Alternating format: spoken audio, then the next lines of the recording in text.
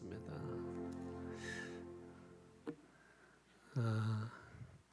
우리가 하나님 앞에 나와서 예배한다는 이 자체만으로도 우리는 큰 축복이고, 또 천국에 가서 우리가 해야 되는 일은 예배하는 일입니다.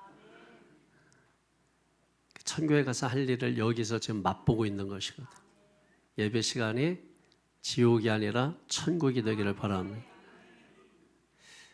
우리 석복동 집사님은 지금 유튜브 통해서 인도에서 예배를 드리고 계신데, 인도에 최근에 축구선수 메시가 행사차 다녀갔는데 너무 자리를 일찍 떠났다고 군중이 화가 나가지고 의자를 다 운동장에 갖다 버리고 난장판이 됐어요. 그래서 저는 생각을 했어요. 제가 예배를 일찍 끝나면 성도들이 의자를 막 발로 차고 이렇게 예배를 일찍 끝낼 수 있나 하면서 여러분이 좀 난장판을 한번 부렸으면 그런 모습을 보고 죽는 게 제 하는데, 메시가 뭐라고? 예? 너무 그것도 운동장 한 바퀴 손 들고서 이렇게 돌면 그 시간도 보통 시간이 아니거든요. 근데 자기들의 생각보다 너무 일찍 갔다는 거예요. 자리를 떴다는 거예요. 그래서 수천 명이 막 운동장으로 몰려 나가서 기물을 파손하고 이런 일이 있었단 말이에요. 지금 우리 교회 좀 기물 좀 많이 여러분이 파손하기를 바라요. 목사님이 오늘은 왜 이렇게 예배를 일찍 끝났나? 왜 이렇게 설교를 일찍 끝내나? 좀 여러분의 좀 그런 마음을 좀 이렇게 가지셨으면 좋겠어요. 하나님 오셨다가 이렇게 떠나시는 것을 좀 아쉬워하고, 또 예배라는 것이 여러분 하나님이 우리에게 찾아오는 시간 아닙니까? 우리가 예배하는 시간 동안 하나님과 나와 함께 머무는 시간인 것이고, 오늘 그게 성경에 나와 있는 광야인데, 이 광야라고 하는 것은 그거 아닙니까? 하나님의 소리가 들리는 곳, 하나님 없이는 살 수 없는 곳, 그 광야가 오늘 예배가 되어야 되는 거죠. 예배가 광야가 되어야 되는 거죠. 광야에서 하나님 정말 마음 가운데 모시고 하나님만 계시면 살 수 있다 하는 마음을 가지고 사는, 그게 예배가 되어야 된다는 것입니다. 저는 오늘 봉독한 말씀을 통해서 주님 오실 길을 준비하라, 이런 제목으로 말씀을 전하겠습니다. 여러분, 오늘은 대림절 세 번째 주일입니다.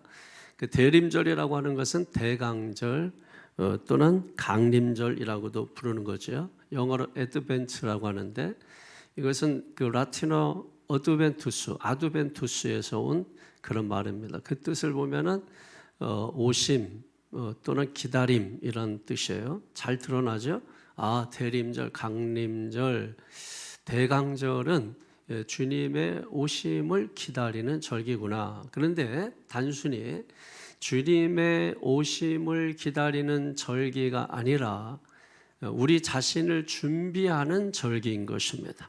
초림으로 오시는 예수님을 우리가 기다릴 뿐만 아니라 재림하시는 주님을 기다리며 오늘 우리가 준비하는 시간을 우리가 이 교회의 절기로 대림절, 대강절, 강림절 이렇게 우리가 보내고 있는 것입니다. 여러분, 본당 앞에 이렇게 들어오다면 좌측으로 대강절 장식이 여러분 있습니다. 그 가운데 여러분 유념히 보셨다면 초를 보셨을 텐데, 초가 몇 개 있죠? 몇 개 봤습니까? 더 넣을 수도 있는데 대표적인 초는 4개입니다. 4개. 4개는 색깔별로 되어 있는데 진보라, 보라, 연보라, 분홍색, 그리고 성탄절은 흰색입니다. 색깔이 다 의미가 있어요. 이건 색깔이 점점 밝아지도록, 환해지도록 그렇게 표현되어 있는 것인데, 진보라는 소망, 또 보라는 평화, 또 연보라는 기쁨, 분홍색은 사랑, 이런 의미를 가지고 있는 것입니다. 그런데 이것이 색깔이 점점 밝아진다라고 하는 것은 주님의 성탄이 이제 곧 다가오고 있다 하는 것을 우리에게 보여주는 것이고, 또 하나 초에 있어서 가장 기본적인 것은 촛불이죠. 예수 그리스도께서 빛으로 이 세상에 오신다. 그래서 이사야서 7장 14절에 보면 보라 처녀가 잉태하여 아들을 낳을 것이다. 또 이사야서 9장 6절 말씀에 보면 그 아이가 세상에 태어났다. 또 이사야서 9장 2절에 보게 되면은 그 태어날 아기는 이 세상의 어둠 가운데 빛으로 오셨다. 이렇게 말씀하는 것입니다.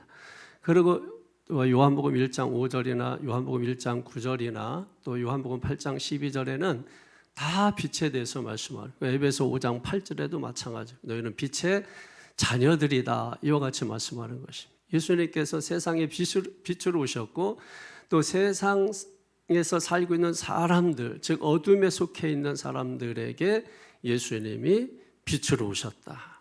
그래서 우리가 전에는 어둠이었더니 이제는 빛의 자녀들이다. 에베소 5장 8절에 그렇게 말씀을 하고 계시는 것이죠. 그렇기 때문에 오늘 저와 여러분들은 빛의 자녀들입니다. 빛으로 오신 그 주님을 받아서 빛의 자녀가 되는 것입니다. 그런데 우리가 빛이라고 하는 이것은 좀 주님과는 달라요. 주님은 빛 자체이지만은 그 빛 되신 주님이 우리 안에 들어옴으로 인해서 우리가 밝아지는 빛을 말하는 것입니다. 예를 들면 빛의 자녀는 우리가 시편의 119편에 보게 되면은 주의 말씀은 우리의 빛이니이다 이렇게 말씀하고, 그러니까 말씀이 빛이죠. 말씀이 우리 안에 들어오면은 그 빛이 밝혀져서 우리가 빛이 되어지는 것이죠.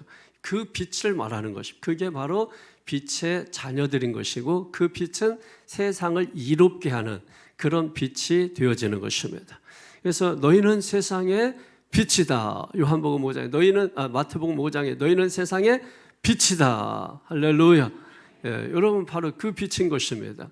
이게 내가 자생적으로 생겨나는 빛이 아니고 내 안에 빛 되신 주님이 오셔서 빛 되신 말씀이 내 안에 있어서 그 빛이 안에서 밝혀져서 빛이 되어지는 것입니다.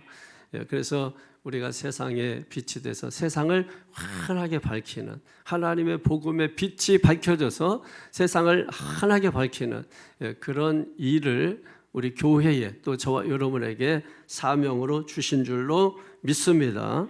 그래서 오늘 본문의 말씀은 예수님의 공적인 사역이 시작되기 이전에 광야에서 외치는 자의 소리 누굽니까?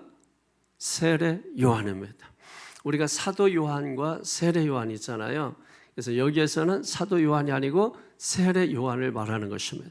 그 세례 요한을 하나님께서 준비시키셔서 주의 길을 예비하라.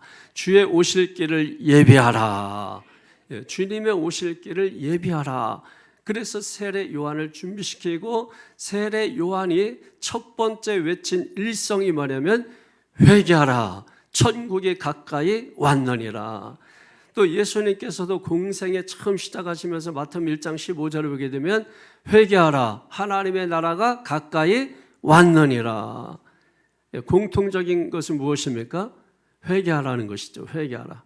왜 회개하라고 말씀하세요? 하나님의 나라가 가까이 왔기 때문이다. 그러니까 하나님의 나라가 가까이 왔는데 왜 회개해야 되느냐? 하나님의 나라는 회개한 자만이 들어가는 나라이다 라고 하는 것입니다. 그래서 여러분 복음의 시작은 첫 번째로 복음의 시작은 회개로부터 시작된다라고 하는 것을 반드시 기억하시기를 주의 이름으로 축원합니다. 1절 2절 다 같이 보세요. 시작. 그때 세례 요한이 이르러 유대 광야에서 전파하여 말하되 회개하라 천국이 가까이 왔느니라 하였으니 아멘. 세례 요한의 그 설교는 아주 단순합니다. 그런데 그 단순함 속에 복음의 핵심이 들어있는 거죠.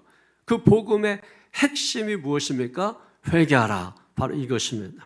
여러분, 회개라고 하는 것은 단순히 죄책감 또는 감정적인 후회 이런 것만을 의미하는 것은 아닙니다. 우리가 감정적으로 눈물도 흘리고 우리가 감정적으로 슬퍼하기도 하고 여러분 그렇게 하지만은 그거는 회개의 3분의 1 정도밖에 되지 않는 거예요.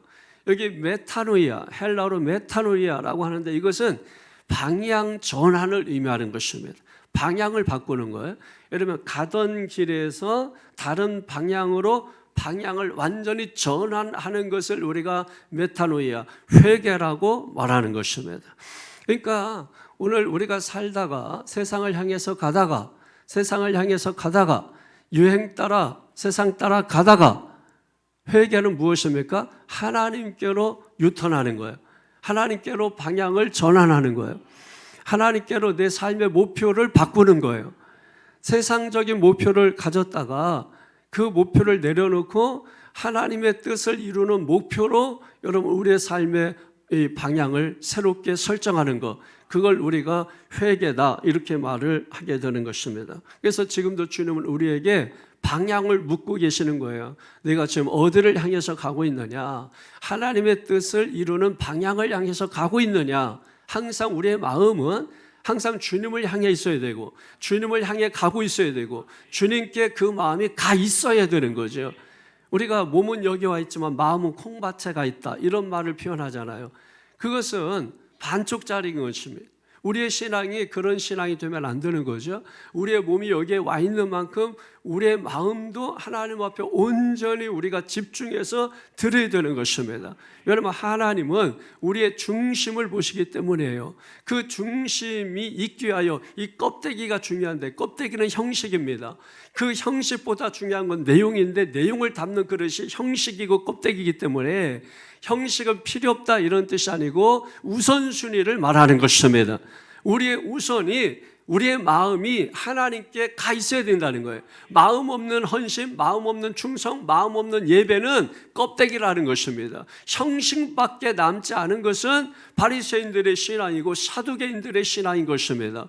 오늘 우리의 중심으로 하나님 앞에 예배할 수 있는, 통회하는 심령으로 예배할 수 있는, 회개하는 심령으로 예배할 수 있는 그런 성도들이 되시기를 바랍니다.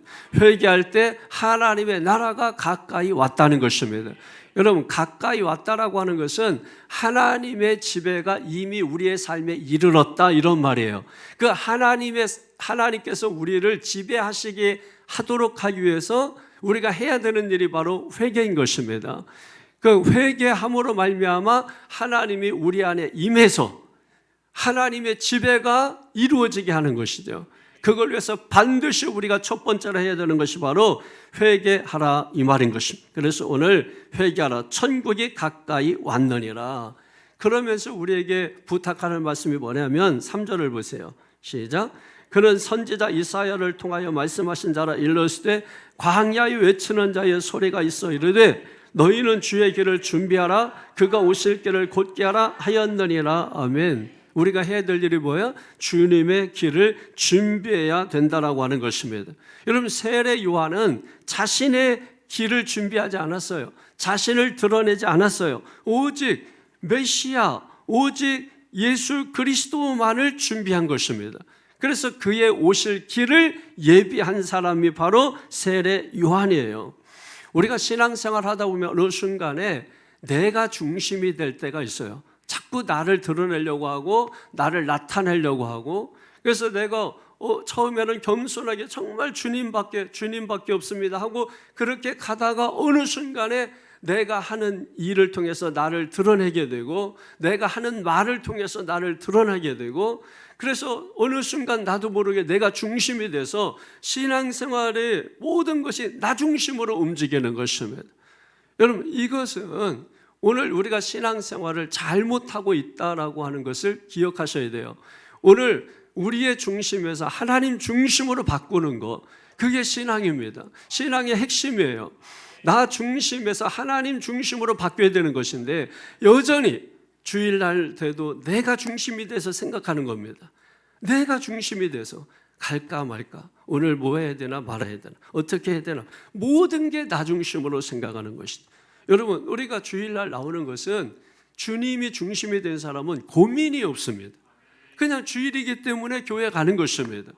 여러분 하나님이 거기 계시기 때문에 가는 것입니다.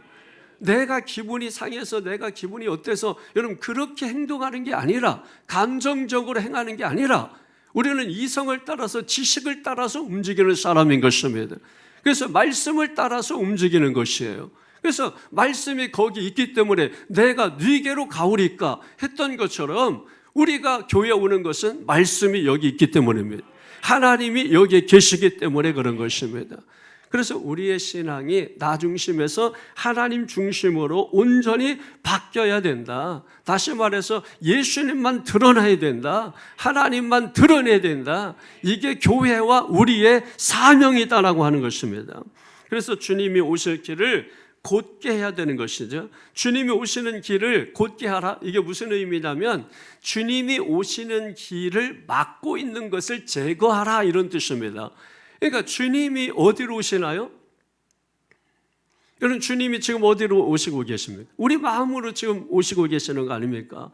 여러분, 마음의 깊이가 얼마나 깊은지 여러분 알 수가 없는 거죠. 제가 지난 금요일 날 여러분 땅을 시추하면서 가장 깊이 판 게 한 12km 좀 넘는다고 했죠. 여러분, 12km면 엄청난 것입니다. 러시아에서 여러분 가스를 얻어내기 위해서 땅을 팠는데 12km까지 파다가 뭐 바위도 높고 온도차가 너무 커가지고 그래서 더 이상 들어가지 못하고 지금은 그 구멍을 막아놓고 있는 그런 상태인데, 근데 어쩌면 이 사람의 마음은 그것보다 더 깊을 수가 있다 이 말이에요. 아무리 파고 들어가도 저 사람 도대체 어떤 마음이지? 저 사람 정말 저 마음이 어떤 마음일까? 여러분, 내 자신이 생각해도 내 마음의 깊이가 얼마나 깊을까요? 12km는 충분히 더 된다고 생각을 합니다. 그러니까 한도 끝도 없는 깊이예요. 그 마음의 깊이로 주님이 오시는데 마음이 고다 있어서, 마음이 교만해서, 마음이 완악해서, 여러분 그 완악한 마음을 곧게 펴라는 것입니다.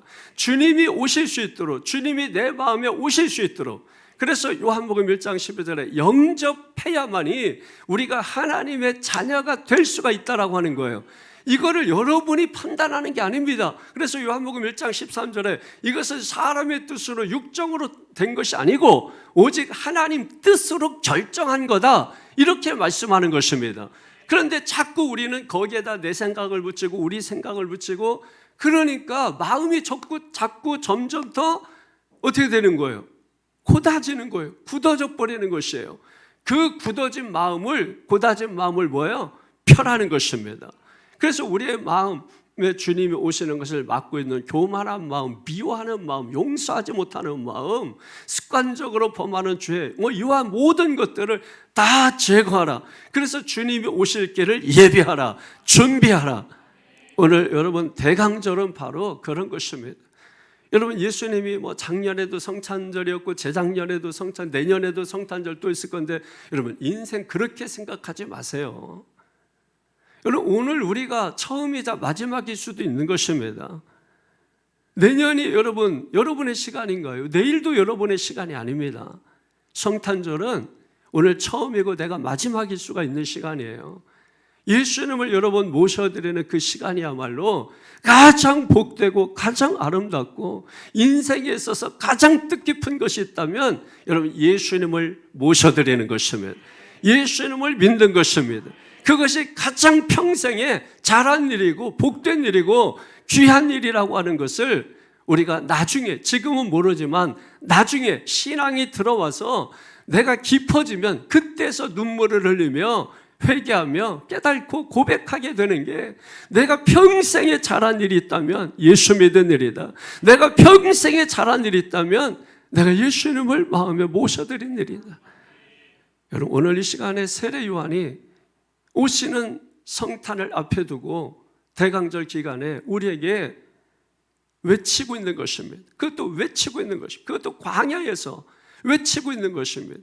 여러분, 세례 요한이 왜 광야로 든? 그때 당시에 여러분 설교자들은 화려했어요. 옷 입는 것도 그렇고 화려하고. 그런데 세례 요한은 의도적으로 세상 따라 유행 따라 살지 아니하고 자기 신앙의 정체성을 드러내면서 광야에 들어가서 그 구약의 선지자 엘리야가 입었던 약대 털옷, 그 다음에 그가 먹었던 아주 그 가난한 자들이 먹었던 음식을 먹어가면서 가죽 허리띠를 띠고 그렇게 표현하고 있는 것은 구약의 엘리야를 의미하는 거예요. 그러니까 지금 세례 요한이 광야에서 외치는 것은 구약의 엘리야의 정신으로 외치고 있는 거예요. 회개하라, 천국이 가까이 왔느니라. 주의 오실 길을 예비하라. 주님이 오시는 길을 너희가 막고 있는 것이다. 이 나라가 막고 있는 게 아니고 세상이 막고 있는 게 아니고 네 자신이 주님의 오시는 길을 막고 있는 것이다. 그걸 회개하라. 하나님의 나라가 임하지 못하도록 막고 있는 걸 회개하라. 왜 하나님의 나라가 여기서 막혀 있을까요? 그래서 먹고 마시고 입고 시집가고 장가가고 다 하는데 왜 마음이 불편할까요? 여러분이 스스로 하나님의 나라를 막고 있기 때문인 것입니다. 여러분, 바다에 다리 놓는 거 보면 얼마나 위대하고 대단한지, 사람이 하는 일이. 우리가 외국 나가서 멋있다 그러지만 여러분, 인천대교, 영종대교 얼마나 아름답습니다. 세계에서 여러분 가장 아름다운 다리, 내 생각에는 여러분 진짜 밤에 야경에 여러분 비춰진 그 영종대교는 너무너무 아름다운 다리. 그런데 여러분 그 다리를, 바다를 가로질러서 다리 놓는데 여러분 때로는 태풍이 불고 때로는 비바람이 불고 때로는 파도가 치고 여러분 많은 실패, 어려움 이런 것들이 있었겠죠. 우리가 인생도 똑같은 것입니다. 인생도 우리가 다리를 놓는다고 생각하면은 이런저런 많은 방해가 있고 장애물이 있고 여러분 그런 일이 있을 수 있는 거죠. 그런데 여러분 그때마다 내가 이것 때문에 안 돼요, 저것 때문에 안 돼요, 저것 때문에 못해요, 저것 때문에 계속해서 핑계와 변명과 이유만 들이대면은 여러분 그 인생이 한 발자국이라도 앞으로 나가시겠습니까? 우리가 신앙생활도 여러분 다리 놓는 것 같아요. 생명의 다리인 것입니다. 그렇기 때문에 오늘 저와 여러분들이 신앙생활하면서 이런 일도 있고 저런 일도 있고 태풍도 만나고 폭풍도 만나고 바람도 만나고 파도도 높게 일 때도 있고 그럼에도 불구하고 그 비를 맞으며 태풍을 맞으며 다리를 놓는 것입니다. 여러분 여기 있는 앞에 목사 여러분 목회를 30년 넘게 했는데 그러면 얼마나 많은 수많은 바람과 풍파를 맞았겠어요.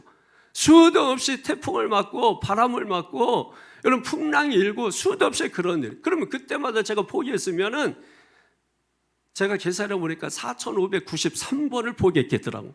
그런데 여러분 몇 번이냐고 다시 물어보지 마세요. 기억 안 나요. 근데 여러분 그렇게 여러분 포기했겠죠. 그런데 포기하지 아니하고 주님 주신 힘으로 내 힘으로 안 되니까 주님 주신 힘으로 스가랴 4장 6절 이는 힘으로 등으로 되지 아니하고 오직 여호와의 신으로 되느니라.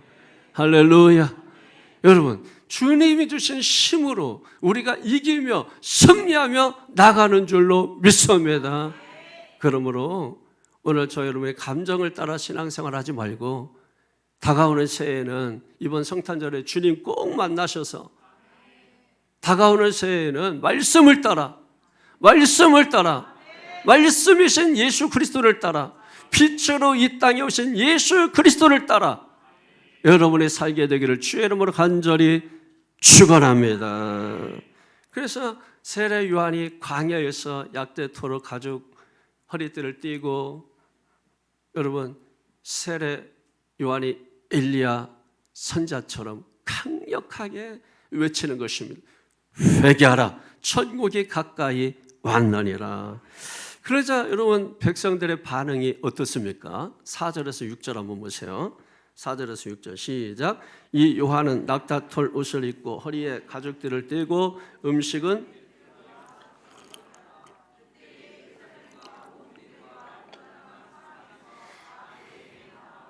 자기들의 죄를 자복하고 요단강에서 그에게 세례를 받더니 아멘.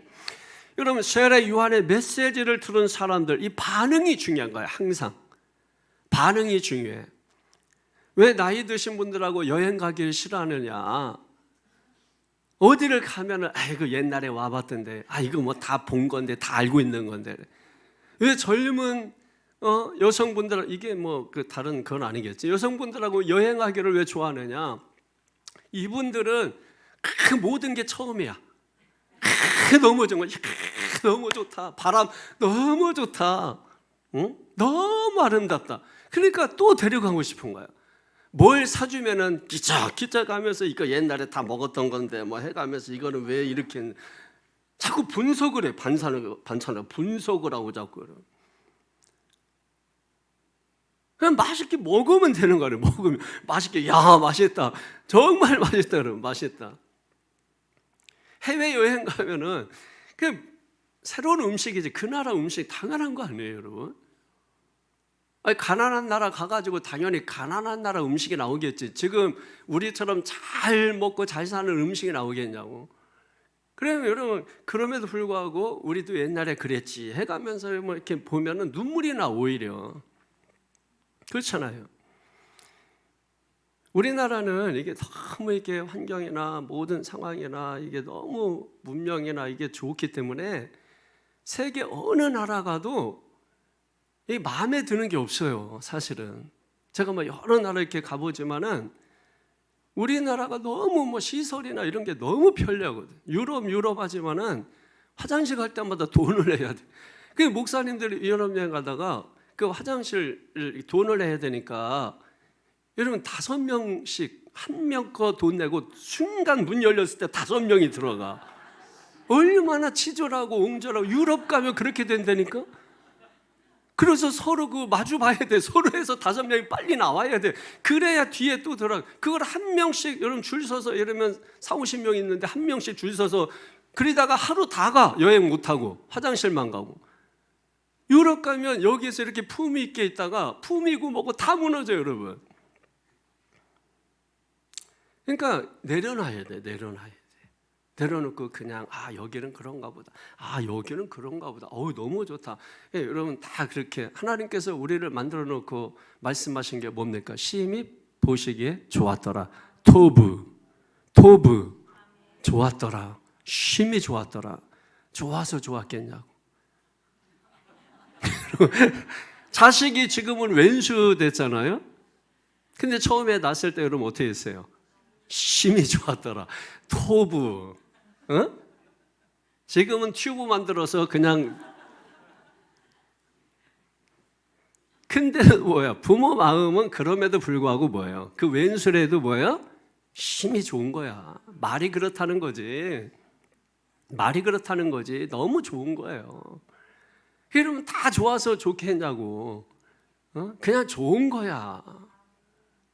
하나님께서 저와 여러분을 그렇게 보시는 거예요. 다 좋은 거야. 그냥 너무 좋은 거예요. 하나님 찬양하는 게 좋고, 기도하는 게 좋고, 함께 모여서 예배하는 게 좋고. 할렐루야.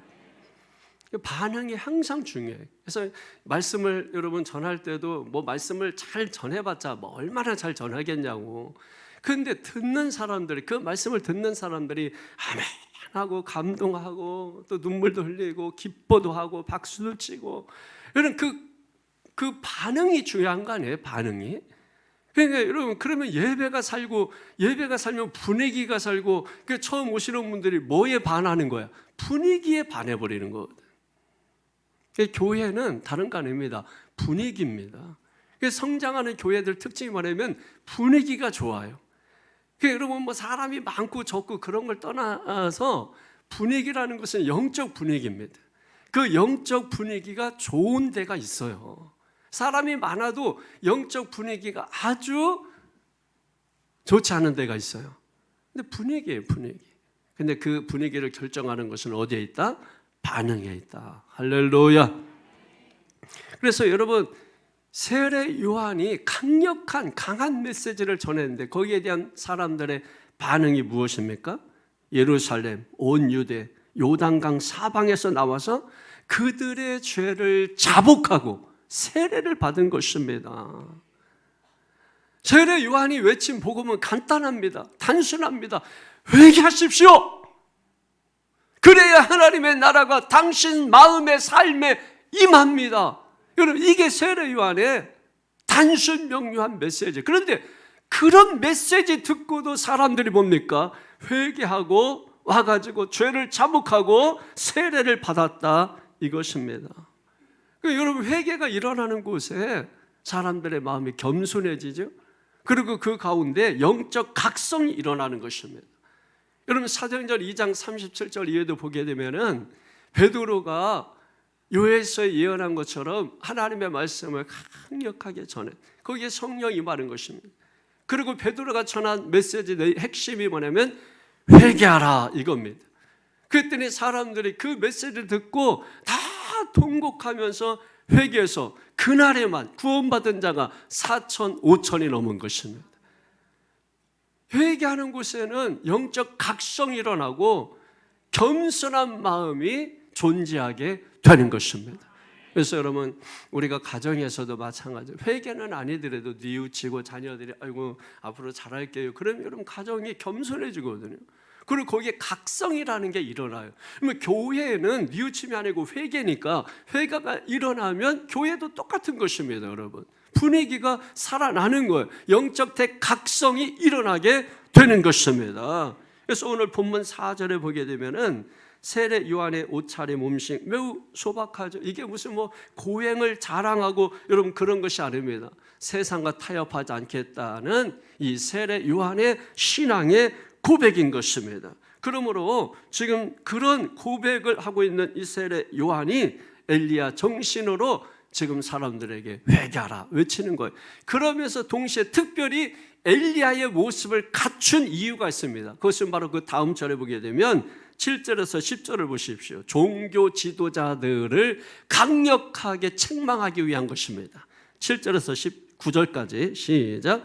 요한이 많은 바리새인들과 사두개인들이 세례 베푸는 데로 오는 것을 보고 이르되 독사의 자식들아 누가 너희를 가르쳐 임박한 진노를 피하라 하더냐. 그러므로 회개에 합당한 열매를 맺고 속을 아브라함이 우리 조상이라고 생각하지 말라. 내가 너에게 이르노니 하나님이 능히 이 돌들로도 아브라함의 자손이 되게 하시리라. 아멘. 지금 세례 요한은 세례를 받으러 나온 당시 그 종교 지도자들인 바리새인, 사두개인 이와 같은 사람들에 대해 강하게 이야기하는 것입니다. 독사의 자식들아.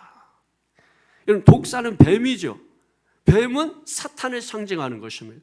아브라함의 자손, 하나님의 자손이라고 굳게 믿고 있었던 유대인들에게 지금 뭐라고 외치는 거예요? 사탄의 자식들아 이렇게 외치고 있는 거예요. 이게 무서운 말인 것입니다. 이런 말 듣고 좋아할 사람이 누가 있겠어요? 아무리 여러분 뭐 믿음이 좋고 뭐 해도 내가 만약에 여러분에게 이 사탄의 자식아 이름을 해보세요. 그러면 여러분 당장 제 멱살 잡고 근데 세례 요한이 여러분 왜 엘리야와 같은 정신을 가졌는지 아시겠죠? 죽을 각오한 겁니다. 돌 맞을 각오한 겁니다. 왜? 그것보다 자기 죽는 것보다 하나님의 말씀이 더 중요한 걸 깨달았기 때문에 그런 것입니다. 말씀이 나는 죽어도 그 말씀으로 너를 살리겠다는 그 결단과 각오가 있기 때문에 세례 요한이 지금 무서운 말씀을 외치고 있는 것입니다. 독사의 자식들아. 이게 뭐 인신공격한다 이런 말이 아닙니다. 회개가 없는 종교인들에 대하여 책망하는 것입니다. 그러니까 우리가 신앙생활하면서 회개 없이 얼마든지 할 수 있어요. 내 직분 때문에 특별히 목사님들 또 장로님들 여러분 직분이 신앙생활 잘하고 있다 이렇게 생각할 수가 있는 것이거든요. 그래서 회개를 잘 하지 아니하고 항상 우리는 잘한다는 이 바리새적 생각을 가지고 있을 수 있단 말입니다. 이것을 철저하게 내려놔야 돼요. 나도 죄인입니다. 나는 죄인입니다. 주님 나를 불쌍히 여겨주시옵소서. 내 마음에 주님 오실 길을 늘 예비하며 살게 하여 주시옵소서. 회개하는 곳에는 바로 이런 겸손의 마음이 생기게 되고 영적 각성이라고 하는 것이 일어나게 되는 것인 것입니다. 그러니까 바리새인 이 사두개인들은 외형적으로는 굉장히 화려했어요. 아브라함의 자손 그거면 끝나는 것입니다.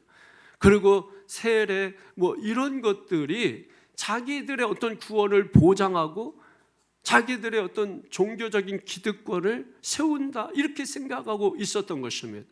그런데 여러분 그런 모든 것들은 세례 요한이 바라볼 때 복음의 입장에서 바라볼 때는 아무 의미가 없는 것이 아무 힘도 없는 것입니다.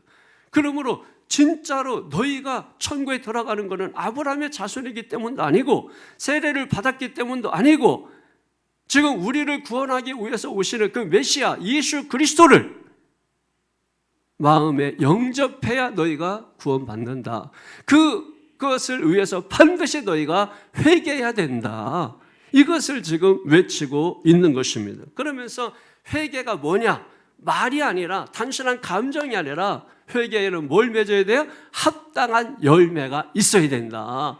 그래서 여기 8절에 보면 그러므로 회개에 합당한 열매를 맺고 이렇게 말씀하는 것입니다. 그러니까 회개는 입술의 고백이 아니라 열매로 나타나야 된다. 삶의 열매로 나타나야 된다라고 하는 것입니다. 여러분 열매가 뭐예요? 아까도 말씀드렸듯이 죄를 버리고 하나님 중심으로 전환하는 것입니다. 그럼에도 불구하고 바리새인 사두개인들은 회개하지 않는 거예요.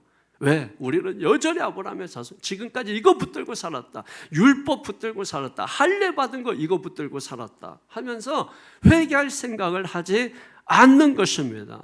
그러나 세례 요한은 이들에게 두 가지 경고를 내리는 겁니다. 10절 보세요. 시작. 이미 도끼가 나무 뿌리에 놓였으니 좋은 열매를 맺지 아니하는 나무마다 찍혀 불에 던져지리라. 아멘. 이미 도끼가 나무 뿌리에 놓였다. 이제 심판 직전이다. 그 다음에 좋은 열매를 맺지 아니하는 나무는 찍혀 불에 던져진다 하는 것입니다. 여러분 하나님은 형식적인 신앙은 기다려주지 않습니다. 하나님의 나라가 임하게 되면 진짜 신앙과 가짜 신앙이 드러나게 된다라고 하는 거예요. 그러니까 우리의 신앙의 기준이 교회에 나오는 횟수가 중요한 것도 아니고 신앙의 연수도 중요한 것도 아니고 가문이나 배경도 중요한 것이 결코 아닌 것입니다. 여러분 하나님은 뭘 보시는 거예요? 열매를 보시는 것입니다. 그렇기 때문에 앞에 거 말씀드린 것들이 무의미하다 이런 게 아니죠. 항상 우리는 머릿속에 우선순위를 생각을 해야 돼요. 열매 없이 그렇게 하는 것들은 무의미하다는 이야기를 하는 것뿐인 것입니다. 정말로 중요한 것은 우리의 신앙의 열매를 맺는 거예요. 회개를 했으면 열매를 맺는 거예요. 그래서 용서하고 사랑하고 덮어주고 이해하고 격려하고 위로하고 축복하고 여러분 그게 삶의 열매인 것입니다. 우리가 교회에서 예배 통해서 은혜를 받았으면 가정에서 우리가 이 은혜 받은 열매가 나타나야 된다. 직장에 가서 은혜 받은 열매가 나타나. 여기서는 천사의 말을 하고 세상 나가서는 사탄적인 말을 하고 여러분 그런 식이 되면 안 된다라고 하는 것이죠. 그래서 그것이 주님의 오실 길을 준비하고 예비하는 것인데 그런데 너희들은 그런 거 하지 아니하고 오직 나는 아브라함의 자손이니까 나는 교회 열심히 다니니까 나는 교회 직분자이니까 이런 생각만 가지고 있는데 그것은 절대적으로 옳지 않다 하고 경고의 메시지를 지금 날리고 있는 것입니다. 여러분 하나님은 열매를 보시는 것입니다. 그래서 하나님과 우리의 관계가 회복되는가를 지켜봐야 돼요. 그게 열매예요. 내 신앙이 점점 열매를 맺고 자라가고 있는가를 보아야 하는 것입니다. 죄와 타협하던 삶에서 내가 돌아서고 있는가를 돌아봐야 돼요. 자기 중심적으로 살던 삶에서 하나님 중심으로 바뀌고 있는가를 돌아보아야 합니다.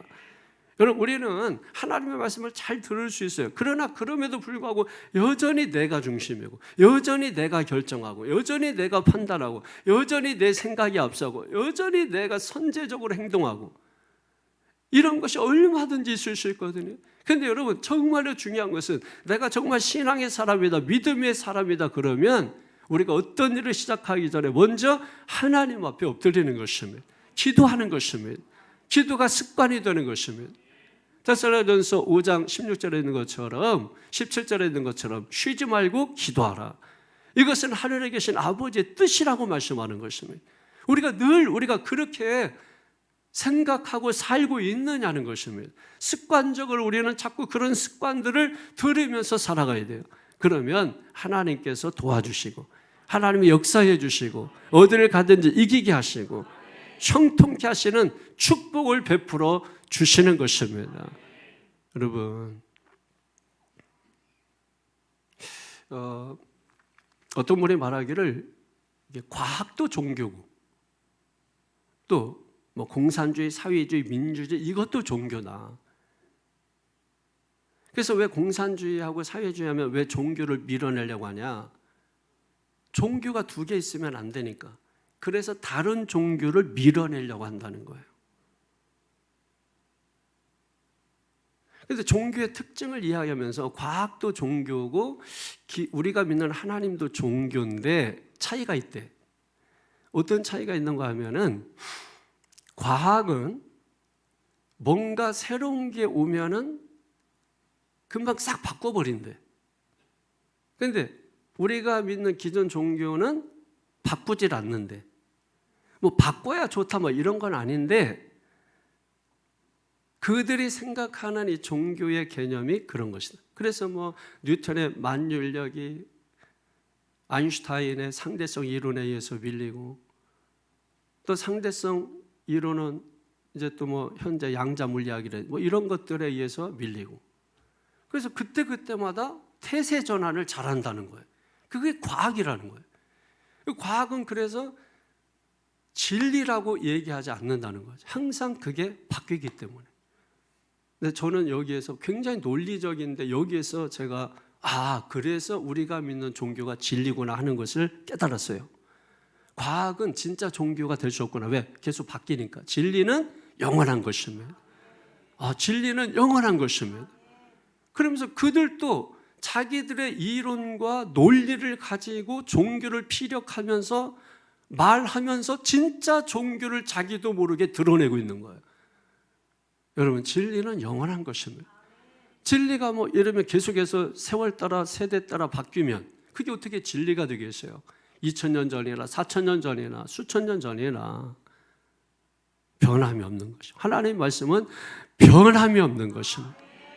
그래서 요한복음 14장 6절에 내가 진리다 이렇게 말씀하는 것이고, 요한복음 8장 32절에 그 진리가 너희를 자유케 하리라.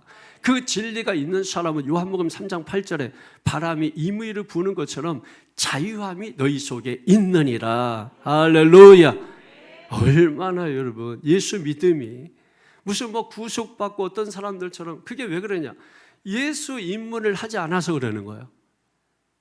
교회 문만 드나들어서 그런 것입니다. 진짜로 우리가 예수 입문을 하게 되면은 그 안에 모든 게 다 있고, 그 안에 평화가 있고, 그 안에 진리가 있고, 처음엔 내가 예수 입문하지만 나중에는 주님이 내 안에 임재하시고 들어오시고 주님이 나를 사로잡게 되면 그게 여러분 주님의 나라가 임하는 것이고 하나님의 천국이 이루어지는 것입니다. 여러분, 그렇기 때문에 우리가 어디에 있든지 무엇을 하든지 시대를 넘어서 주님으로 인하여 기뻐하고 행복한 인생과 삶을 살게 되는 것입니다. 예수 믿는 것은 결국은 우리 인생이 복되자고 하는 것 아닙니까? 예수 믿는 것은 우리를 속박하고 구속하는 것이 아니고, 예수 믿어서 오히려 구속받고 속박하던 이 어둠의 애굽에서 탈출해서 우리가 자유함을 누리자고 하는 거 아닙니까? 젖과 꿀이 흐르는 인생을 살자고 하는 거 아닙니까? 그래서 우리가 그런 인생을 살기 위해서는 우리가 반드시 주님을 만나야 된다. 예수님을 만나야 된다. 그거를 여러분 허락하기 위하여 선지자들이 오고 세례 요한이 오고, 세례 요한이 오기 전에 구약이 끝나고 신약이 시작하면서 그 400년이라는 어둠, 암흑기, 신구약 중간기 시대가 있는 것입니다. 그 400년 동안은 하나님의 음성이 없었어요. 그러다가 첫 번째 400년 지나고 들린 음성이 회개하라, 하나님의 나라가 가까이 왔느니라. 그러니까 구약에서 끝난 게 아니고 계속해서 여러분 하나님의 나라를 가지고 계속해서 여러분 오게 되는 거죠. 이해가 되십니까? 여러분, 우리는 뭐 지구가 1도, 2도 올랐다, 3도 올랐다 그러면 뭐 이제 큰일 난다, 지구 온난화로 이제 지구가 터진다 뭐 막 하지만은 여러분 1도 오르는데 지구가 4,000년 걸립니다. 그러니까 우리는 일어나지 않을 일들에 대해서 너무 위기, 공포감을 주성해 가지고 그래서 막 사람들을 불안에 떨게 하는 거예요. 이런 원리가 이단들이 하는 겁니다. 그래서 이단들이 묵시록이나 계시록 이런 걸 가지고서 사람들을 불안에 떨게 해서 곧 주님이 임하실 것처럼 불안감을 조성해서 자기들이 원하는 것을 취하는 거, 이리떼 같은 존재들입니다. 우리가 왜 이런 것에 속습니까? 여러분, 세상에서 여러 안전한 장치들을 만들어 놓고 경찰서도 있고 검사 다 있어도 속습니다. 그리고 속아도 그거 해결 잘 못합니다. 그게 세상이에요. 세상에 많은 안전장치가 있다고 해가지고 그것이 우리의 자녀들을 지키고 우리를 지켜줄 것이라고 생각하는 것도 큰 오산이지만은, 그럼에도 불구하고 우리가 도움을 받고 살고 있지만 그게 완전한 도움이 되지 못한다라고 하는 거예요. 그래서 성경은 분명히 말합니다. 시편 46편에 보면 우리의 만날 도움은 하나님이시라고 말씀하는 것입니다. 하나님이 우리가 만날 큰 도움이시라고 말씀하는 것입니다. 우리가 어디에 있든 무엇을 하든 어디를 가든지 하나님이 우리를 도우시는 것입니다. 나라가 시대적으로 정치적으로 경제적으로 문화적으로 어떤 상황이 있어도 하나님이 지키시면 지키시는 것입니다. 그게 믿음인 거예요. 그 믿음을 가지고 우리가 세상 한복판에 뛰어드는 것입니다. 그때 여러분 풍랑이 일어나고 어떤 환경 상황이 일어난다 할지라도 그것 때문에 이유되고 변명되고 핑계대고 히브리서 11장에 있는 것은 뒤로 물러서지 아니하고 오직 요한복음 16장 33절에 있는 것처럼 내가 세상을 이기었노라 외치면서 우리가 나가게 되는 것입니다. 두려워하지 말고 담대하게 여러분 주님 믿는 믿음을 가지고 나아가시기를 주님의 이름으로 축원합니다. 마지막으로 예수님의 사역을 설명하고 오늘 세례 요한은 마무리하는 것입니다. 11절 12절 보세요. 시작. 나는 너희로 회개하게 하기 위하여 물로 세례를 베풀거니와 내 뒤에 오시는 이는 나보다 능력이 많으시니 나는 그의 신을 들기도 감당하지 못하겠노라. 그는 성령과 불로 너희에게 세례를 베푸실 것이요 손에 키를 들고 자기의 타작마당을 정하게 하사 알곡은 모아 곳간에 들이고 쭉정이는 꺼지지 않는 불에 태우시리라. 아멘. 세례 요한은 자신과 예수님의 사역을 명확하고 분명하게 지금 구분하고 있는 겁니다. 자신은 물로 세례를 주지만 예수님은 불과 성령으로 세례를 주신다고 말씀하는 거예요. 여러분 요한이 물로 세례를 준다라고 하는 이 표현은 뭐냐면 준비 기능이에요. 뭘 준비하는 거냐면 앞으로 예수님이 베푸실 그 세례, 불과 성령의 세례를 준비하는 준비 기능으로서 나는 물로 세례를 주지만 내 뒤에 오시는 이는 불과 성령으로 세례를 주시리라. 이렇게 명확하게 말씀하는 것입니다. 그러니까 여러분 세례 요한과 같아야 돼 주의 종들이. 근데 주의 종들이 능력이 있다고 뭐가 있다고 그래서 자기가 주님인 양 주님인 것처럼 주님을 대신해서 교만한 것입니다. 근데 세상 사람들은 껍데기를 보니까 외향적인 걸 보니까 그래서 그런 걸 보면은 신기한 게 있을까 신비한 게 있을까 색다른 게 있을까 거기에 미혹되고 넘어가는 것입니다. 그리고 실제로 진리를 행하고 진리를 전하는 곳에는 사람들이 발걸음이 없는 것입니다. 원래 그래서 말씀드린 대로 불교는 원래 소승불교밖에 없는 것인데 대승불교가 생긴 것은 소승불교는 오직 진리를 추구하는 불교인데 사람들이 오지 않는 거예요. 그래서 대승불교라는 것이 만들어져서 사람들을 오게 하는 게 중요하다. 그래서 오늘날 마찬가지로 소승 기독교가 있고 대승 기독교가 있는 것입니다. 소승 기독교는 지금도 그럼에도 불구하고 진리의 말씀, 하나님의 말씀만을 증거하는 교회가 있는 것이고 대승적 차원에서 많은 사람이 와야 된다. 그래서 많은 프로그램을 가지고 백화점식으로 교회를 운영하면서 여러분 사람을 모으는데 집중하는 대승 기독교가 있는 것입니다. 원래 대승은 인간 중심에서 나온 것이에요. 소승밖에 없는 것입니다. 그런 의미에서 우리 교회는 소승 불교가 아니라 소승 기독교가 되는 거예요. 하나님의 말씀을 가장 필두로 두고 말이 아니라 당연히 여러분 어느 교회나 가서 보세요. 우리 교회는 말씀 중심이라고 하지만 그러나 중심적으로 행하는 것을 보면 말씀이 아닌 것입니다. 하나님은 속지 않으십니다. 믿습니까? 그래서 예수님의 사역은 성령과 불세례, 성령을 우리를 거듭나게 하고 불은 우리 안에 모든 죄를 태우는 것입니다. 그래서 예수님의 성령과 불의 세례는 우리의 존재를 새롭게 하고 불순물을 태우고 하나님의 나라 사람으로 새롭게 창조하는 것입니다. 고린도후서 5장 17절에 있는 것처럼 그런즉 이제는 새로운 피조물이 되었다. 할렐루야. 새로운 피조물이 되었다. 누구든지 그리스도 예수 안에 있으면 새로운 피조물이 되었다. 할렐루야. 새롭게 우리를 창조하는 것입니다. 그게 바로 새 창조인 것이에요. 그러면서 예수님은 동시에 알곡과 쭉정이를 가르시는 구원주이시면서 심판주가 되신다. 심판주이신 주님은 알곡은 곡간 안에 드리고 곡간은 하나님의 나라인 것입니다. 알곡된 성도 여러분, 그래서 어떤 교회는 알곡 교회가 있어요. 알곡 교회, 그 알곡 성도죠. 그 교회 다니는 사람들은. 알곡 성도들은 곡간에 드리고 하나님의 나라에 드리는 거고, 쭉정이 성도, 근데 쭉정이 교회는 없어. 그러니까 쭉정이 성도는 뭡니까? 불에,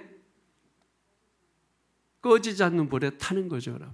심판을 의미하는 것입니다. 심판을. 그래서 예수님은 사랑의 하나님이면서 동시에 공의의 하나님이시고, 예수님은 구원주 하나님이시면서 심판주 하나님이 되시는 것입니다.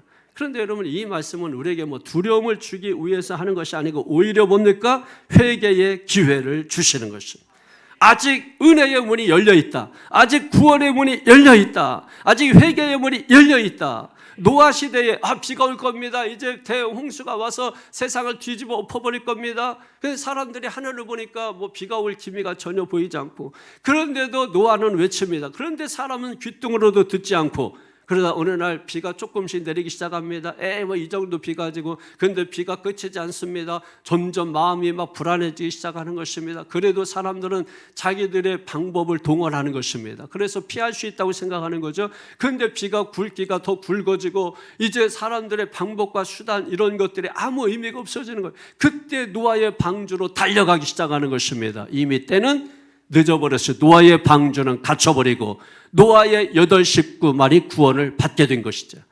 사랑하는 성도 여러분, 겁을 주기 위해서 드리는 말씀이 아닙니다. 아직 회개의 문이 열려 있다는 것입니다. 은혜의 문이 열려 있다는 것입니다. 구원의 문이 열려 있다는 것입니다. 지금이 적기라는 것입니다. 지금이 기회라는 것입니다.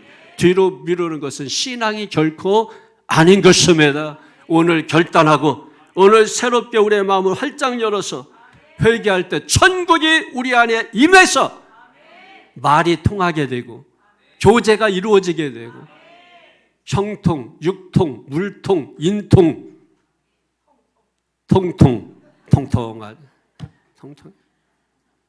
우리 박재홍 장로님 회개하셔야 되겠더라고요.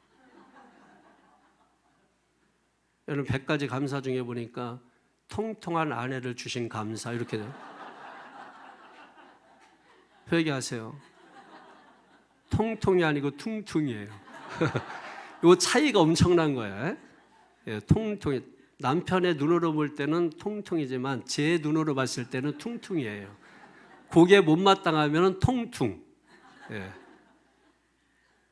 통퉁이 날 것 같아. 퉁퉁으로 가면 회개하셔야 돼요. 야, 이게 똑같은 상황인데 바라보는 자에 따라서 달라져.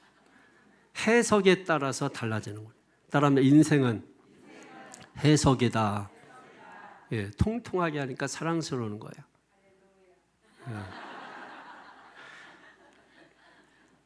그래서 말씀을 정리하도록 하겠습니다. 회개하라. 천국이 가까이 왔느니라. 할렐루야. 회개할 때 하나님의 나라가 임하는 것입니다. 세례 요한이 주의 길을 예비했고 예수님께서 그 길을 열어주셨습니다. 열어주신 그 길 위에서 오늘 저와 여러분들이 신앙의 삶을 살아갈 때 성령께서 도와주셔서 마침내 열린 그 문으로 들어가 요한계시록 4장 1절에 이리로 올라오라 했던 것처럼 그 열린 문으로 들어가 주님과 영원토록 교제하면서 행복하게 복되게 여러분 살아갈 수 있게 되기를 주 예수의 이름으로 축원합니다. 기도하겠습니다. 거룩하신 아버지 하나님 감사합니다. 오늘 이 시간 주께서 함께 하시며 주의 은혜와 은총과 능력을 우리에게 베풀어 주시니 참으로 감사합니다. 대강절, 대림절, 강림절 이 기간에 주님 오심을 우리가 소망할 뿐만 아니라 그 주님 오심을 우리가 맞이하기 위하여 준비하는 그런 기간으로 삼게 하여 주옵소서. 그래서 주님 맞이할 때 기쁨으로 달려가 기뻐하며 감사하며 영광의 찬송을 들을 수 있는 우리 성도들이 다 되도록 하나님 축복하여 주시옵소서. 주님께 모든 영광 올리며 우리 주 예수님 이름으로 기도하옵나이다. 아멘.